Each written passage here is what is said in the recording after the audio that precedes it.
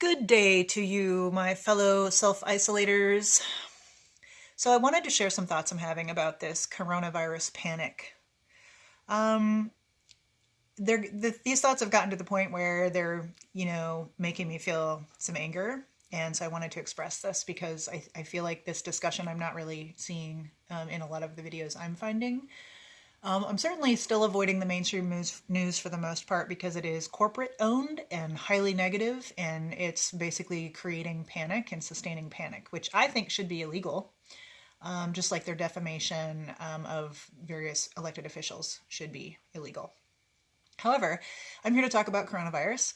So the things I want to say about it are that, one, we're all being convinced that it is a good thing that we're being kept in our homes. We're no longer allowed to go hiking. We have to stay inside for the most part. So there's that. Second, all the businesses are have been shut down, and they're probably not going to recover. If you think about bars and restaurants that were shut down a few weeks ago, the likelihood that they're going to be able to start their businesses up again after this, provided that, this will end, is really pretty low. So our economy is being weakened. It's been being strongly weakened by this decision. And then we're being offered a stimulus that involves loans. Now, this is important because when you take away people's jobs and you take away people's businesses, you take away their independence. You take away their ability to make money for themselves, and you make them dependent. And then the problem with the stimulus package being comprised of loans for small businesses is that you're creating indebtedness.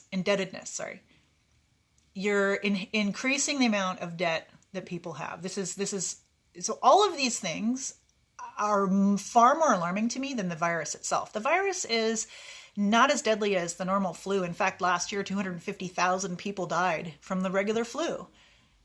So I think that a mass of us need to start thinking more critically about this, and we need to start doing something about it. I think we need to start speaking up.